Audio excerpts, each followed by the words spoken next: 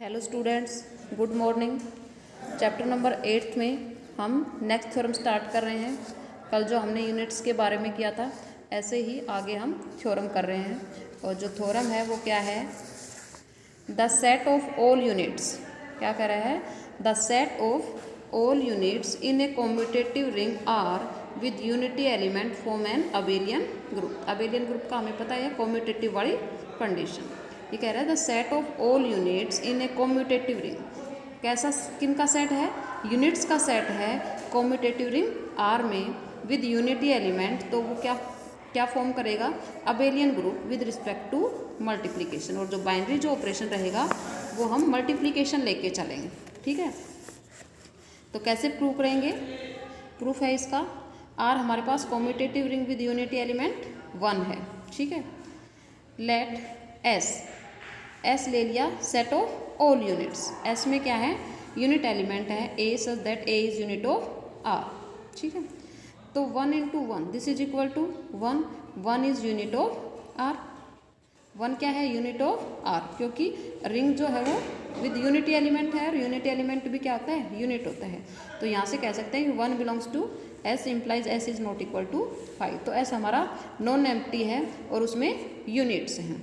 तो हमने 2 यूनिट ले ली। Let a B belongs to S b arbitrary. Then by definition there exist 2 elements c और d belongs to R such that a c is equal to 1 और b d is equal to 1। Okay, अब हमें पता है अगर ए और B unit दे रखा है तो उनका प्रोडक्ट भी क्या होता है? यूनिट होता है। पीछे जो थ्योरम की थी तो वहाँ से लिख सकते हैं a c b d this is equal to 1 into 1 this is equal to 1। और इसको सोल्व कर लिया। ए कॉम्यूटेटिव है तो बी सी को सी भी कर दिया। D this is equal to 1, तो A B into C D this is equal to 1। तो यहाँ हमारे पास प्रोडक्ट क्या आ गया? यूनिट आ गया। S is closed with respect to multiplication of R. तो यहाँ हमारे पास क्या हो गया? क्लोज्ड हो गया। अबेलियन ग्रुप दिखाना था ना, तो पहले तो क्लोजर दिखाएंगे, तो वही क्लोजर दिखा दिया। एस हमारे पास यूनिट्स का जो सेट था वो क्या हो गया? क्लोज्ड हो गया। ठीक है, अब नेक्स्ट हमने क्या किया? Let A1 B1 C1 belongs to S belongs to R. ये आर के एलिमेंट हैं और ये यूनिट्स हैं। तो A1 B1 C1 this is equal to लिख सकते हैं A1 B1 C1 लिख सकते हैं। B1 अगर यूनिट है तो B1 C1 क्या आ जाएगा? 1 आ जाएगा। तो A into 1 this is equal to A belongs to S. तो यहाँ हमारे पास मल्टीप्लिकेटिव आइडेंटिटी भी मिल गई। 1 इज मल्टीप्लिकेटिव आइडेंटिटी और कॉम्यूटेटिव भी हो गया।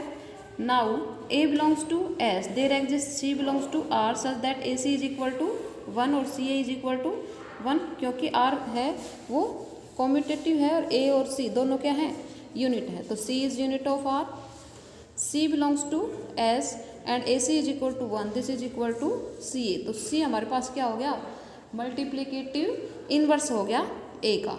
तो ये सारी कंडीशंस हो गई हमारे पास। कॉम्यूटेटिव भी हो गया, यूनिटी एलिमेंट भी हो गया, इनवर्स भी हो गया और क्लोज्ड भी हो गया। तो इससे क्या प्रूव हो गया कि set of all units in a commutative ring R with unity elements form an abelian group. Okay, next आता है एसोसिएट्स। एसोसिएट्स को कैसे डिफाइन करेंगे? इसको डिफाइन करने के लिए भी हम आर को एक कॉम्यूटेटिव रिंग लेंगे विद यूनिटी एलिमेंट। ठीक है, 2 एलिमेंट्स ए और B are associates in R if A is equal to U B where for some unit U in R. तो ए को हम क्या लिख दें? u into B. ठीक है, तो क्या हो जाएगा? ए और बी क्या हो जाएंगे? एसोसिएट्स हो जाएंगे और u भी क्या है? यूनिट है आर में। तो ये हमारे पास एसोसिएट्स की डेफिनेशन हो गई। इन सिंबल इस टाइप से लिखेंगे a associates b will denote that a is an associate of b. तो ये जो नोटेशन है वो एसोसिएट का है, a associate b and a और बी आर एसोसिएट्स। ये भी कह सकते हैं ए और बी आपस में एसोसिएट्स हैं। The only units of Z are 1 और -1। ठीक है, therefore the only associates of 25 belongs to Z are 25 और minus of 25। The only associate of 0 is 0। 0 का जो एसोसिएट होगा वो 0 होगा। नेक्स्ट है in a commutative ring with unity all the associates of an element can be obtained by the multiplying the element by the different units in the ring। ये कह रहा है अगर कॉम्यूटेटिव रिंग है विद यूनिटी एलिमेंट तो सभी जो associates हैं associates of an element, associate कैसे ऑब्टेन किए जा सकते हैं? मल्टीप्लाइंग द एलिमेंट, मल्टीप्लाई कर देंगे एलिमेंट को by different units in the ring, different different units से उस रिंग में। नेक्स्ट आता है प्राइम एलिमेंट। यह प्राइम को हम P से डिनोट करेंगे। An element P of a commutative ring R with unity is called a prime element if P is not equal to 0। P क्या होना चाहिए? Non zero. P is not a unit, P हमारे पास unit नहीं है। Second है for every a B belongs to R P divides, if P divides a b implies P divides a और P divides B. क्या क्या condition हो गई? P को हम प्राइम कहेंगे अगर P क्या होना चाहिए?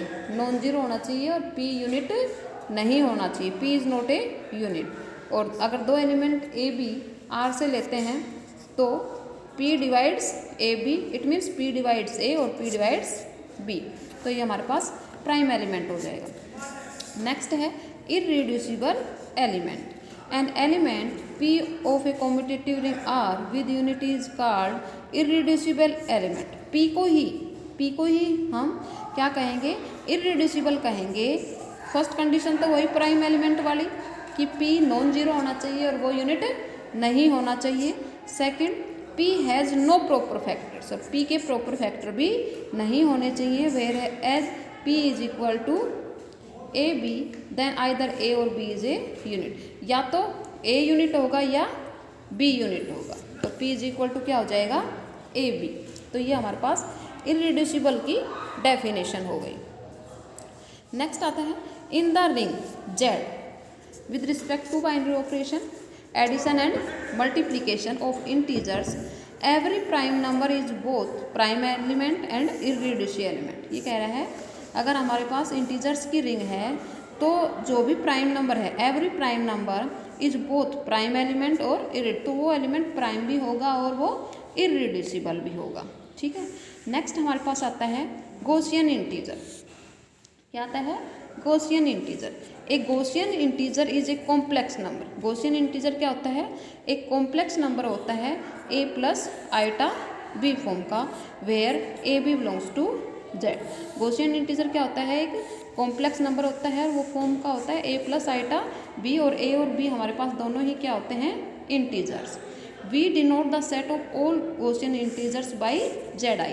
तो ऑल जो भी गॉसियन इंटीजर्स हैं उनको हम ZI से डिनोट करेंगे। जैसे एग्जांपल है हमारे पास, हमने ZI को क्या लिखा? a plus iota b, where A B belongs to Z, और आइटा की जो वैल्यू है वो क्या है? √-1 be the ring of Gaussian integers. ये रिंग है गॉसियन इंटीजर्स की। नेक्स्ट है the units of ZI are 1, -1, iota और माइनस। जैसे Z के लिए 1 और -1 थे, ऐसे ही इसके लिए क्या है? 1, -1, iota minus iota.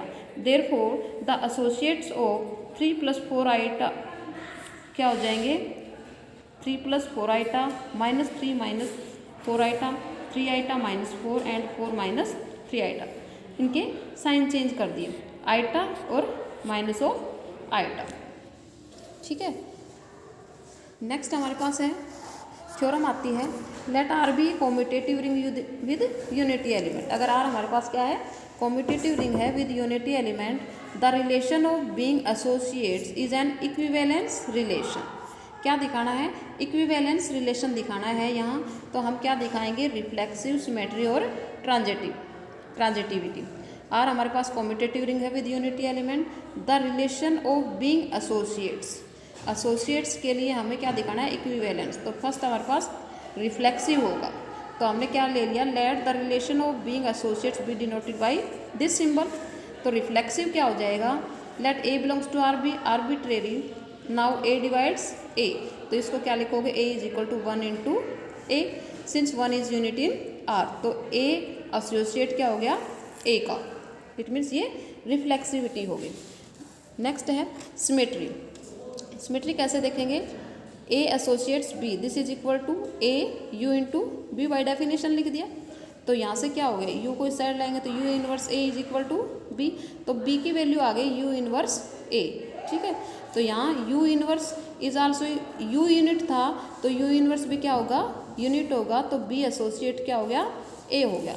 Next transitivity दिखाएंगे, ए एसोसिएट्स बी, बी एसोसिएट्स सी। तो बाय डेफिनेशन बी, ए को लिखेंगे यू इंटू बी और बी को लिखेंगे वी इंटू सी। तो यहाँ वैल्यू पुट कर देंगे, a is equal to u into b की वैल्यू क्या हो गई वी सी, और इसको लिख दिया यू वी इंटू सी।